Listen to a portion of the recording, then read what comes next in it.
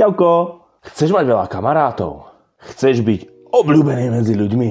Chceš mať nevýslovnú slávu medzi svojimi rovesníkmi alebo aj staršími? Tak ti dám základné pravidlo a radu, ktorú nesmieš nikdy počúvať.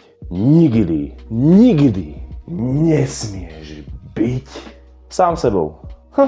Áno, túto radu ti všetci dajú, ale je to pravda? Je dobré byť sám sebou? Zameráme sa dneska na to v tomto videu a možno si povieme, že je, alebo si povieme, že nie je, alebo je to tak pol na pol. Niekedy byť sám sebou je dosť ťažké, pretože spoločenské normy nemusia akceptovať to, kým sme, alebo situáciu, v ktorej sa vyskytneme. Avšak nebyť autentickým, to je tiež riziko. Byť falošným je jednoduché. Preto sa dneska zameriame práve na to, ako byť autentickým, prípadne ako sa prispôsobiť. Čo vy na to? Skôr než začneme, na vás spustím tak trošku spršku. Za prvé, chcel by som sa ospravedlniť, že posledný dobu nevychádzali videá, nebol na to úplne čas, nebol som na to úplne zdravotne dobre a zároveň sa mi nechcel. Ďalej dôležitú časť, ktorú by som chcel povedať, že môj kamarát Martin z Pamafilm začal opätovne natáčať, aktuálne natáča gameplay z hry, takže pokiaľ chcete, šup na jeho kanál, ale hneď potom, čo podopozeráte toto video.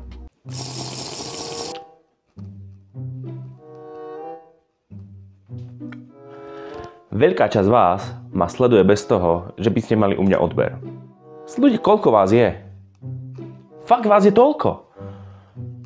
Tak bežte to napraviť, potlačte to tlačítko odberu, ideálne so zvončekom, aby ste ma podporili v ďalšej tvorbe a aby vám neuteklo žiadne ďalšie video.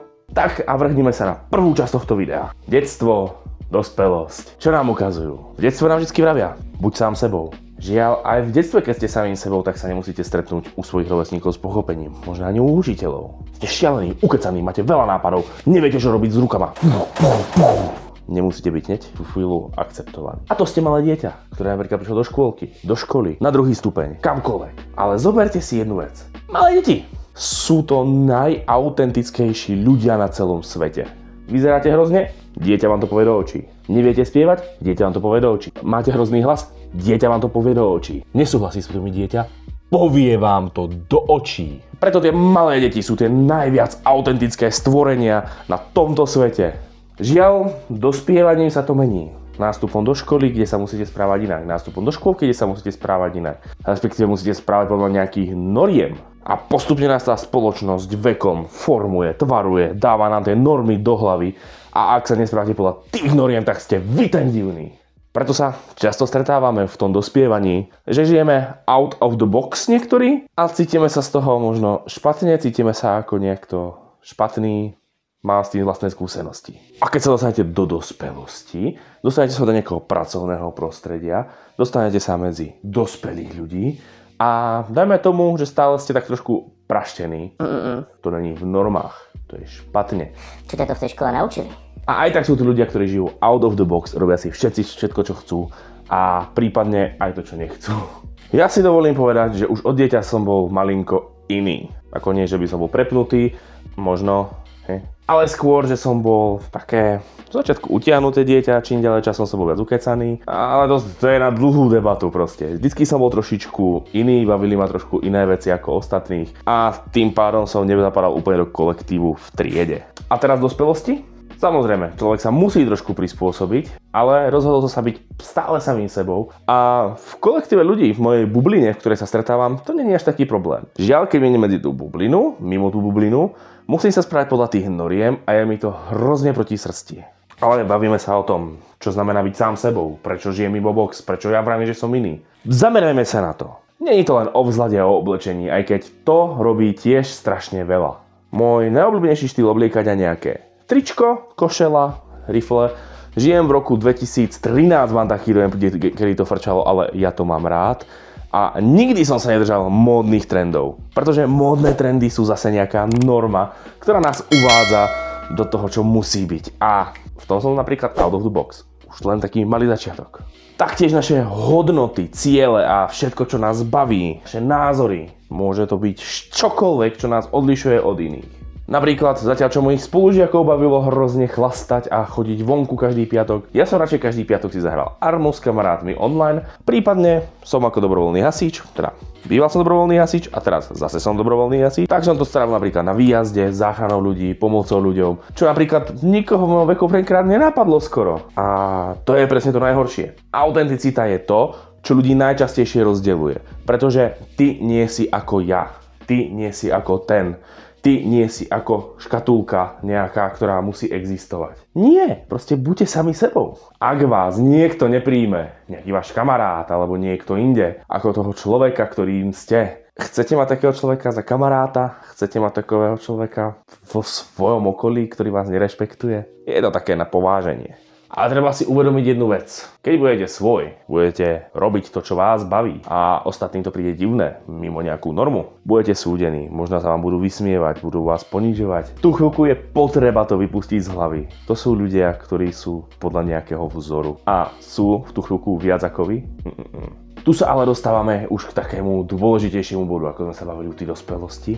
Začne vznikať na vás taký ten spoločenský tlak, aby ste sa prispôsobili. Ako svojmu pracovnému prostrediu, rodinnému prostrediu. Rôzne prostredia, ktoré máte okolo seba. Je potreba sa prispôsobiť? Do určitej miery áno. Chceli by ste, aby váš bankér napríklad prišiel pred vás a vysvetľoval vám veci v štýle: počujem ma sem, brácho, ako včera som sa bol skaliť, ale tá úroková miera proste šla hore. Nie, tam sa fakt musí ten človek prispôsobiť, keď chce v tomto odvetví napríklad pracovať. Takisto, keď chcete pracovať ako hasič, podobne, musíte byť trošku profesionálni. To je ten profesionálny smer. Keď idete na nejaké udalosti, tiež by ste mali uvažovať, že by ste sa mali správať ako dospelí. Všetky vaše činy sú viac menej sledované, vždycky nie. Každá akcia vyvolá nejakú reakciu. Kde reakčné kanály a pán Trampolína? Je to taký paradox k tomu, čo som vám vravel, pretože v takýchto prípadoch spoločnosť vždycky odmení to prispôsobenie sa a nie tú výnimočnosť. Keď sa neprispôsobíte, je to také divné, že žijete mimo tú normu, je ťažké potom navazovať nejaký kontakt, ale už keď ten kontakt naviažete, je dôležité byť sám sebou. V parte kamarátov sa nemusíte hrať na niečo, čo nie ste. Nie ste v práci, nie ste niekde v klube, nie ste niekde v reštaurácii. Preto vždycky vyhradiť si takéto niečo, čo je vaša komfortná zóna, to je tá vaša uletená stránka napríklad, alebo unudená stránka, pomalá stránka, depresívna stránka, aj keď to nie je buhujco, to by ste mali riešiť, jo? A dajme tomu, že vy budete mimo tú komfortnú zónu, keď sa prispôsobíte. Všetci sú mimo tú komfortnú zónu, keď sa prispôsobia tej norme. Treba si to uvedomiť. Ani ten človek, čo sedí oproti vás, sa v realite nespráva tak, ako keď je s kamarátmi, ako keď je doma. To je najdôležitejšie si uvedomiť, že všetci máme nejakú tú svoju autentickosť, ktorú neukazujeme celému svetu. Ale zase ju nesmiete potláčať. A čo taký online svet proti realite? Tam je tá autentickosť cítiť najviac. Máme napríklad, dajme to napríklad na youtuberoch. Máme youtubera, ktorý to robí čiste pre peniaze. Väčšinou to cítite. Milkuje jeden kontent, tlačí to čo najčastejšie. Potom tu máte youtubera, ktorý to robí takúto svoju passion. Miluje ten craft, baví ho niečo ukazovať ľuďom, podať ľuďom nejakú informáciu. Prípadne aj zareagovať na niečo. Je vidieť tú passion, tú náladu, že to chce robiť. Ale tento rozdiel môžete nájsť pri normálnych ľuďoch. Predsa len určite poznáte takéhoto človeka, ktorý je v realite tichý napríklad. Na všetko prikyvuje. Ale v komentárovej sekcii je toto najväčšie zviera, ktoré vojelo vašu matku a neviem čo všetko. Väčšinou sú to odborníci na politiku, zdravotníctvo, armádnu, samozrejme hasičov, záchranárov, policajtov, odborníci na všetko. To sú ľudia na internete, sú odborníci na všetko. Aj keď v realite by vám k tomu najskôr nič nepovedali, pokiaľ nie ste v ich bubline. A tým, že sa na internete skrývame za akúsi anonymitu, si dovolím povedať, že online svet je o niečo jednoduchší. Je jednoduchšie kritizovať, je jednoduchšie povedať svoj názor, ktorý máte v hlave, pretože aj keď vás niekto odsúdi, tak Jožko Mrkvička 6825 je váš nickname, alebo sa menujete Peťko, blázon. Ale v reálnom svete každý konflikt má oveľa väčšie následky. Skúste ísť von a vyhrážať sa niekomu, že ho pobodáte. Dovolím si povedať, dobrých 5 minút budete ležať na zemi v putách, pretože ste sa práve niekomu reálne vyhrážal smrťou. A on nevie, či to myslíte reálne alebo nie. Je to neznámy človek, ktorý vás nepozná. Ale napíšte to niekomu na internet. Pokiaľ to ten človek fakt vyslovene nebude riešiť a nebude to trvať nejakú dobu, vy z toho v živote nebudete mať žiaden problém. Aj keď je treba si uvedomiť, že zákony už myslia aj na to. Porušenie zákonu a neznalosť zákonu neospravedlňuje. To je dôležitý bod. Tým, že budete autentickí, môžete niesť nejaké následky, ktoré z toho vznikajú. Tie sú rozdelené na dva typy. Dobré a zlé, logicky.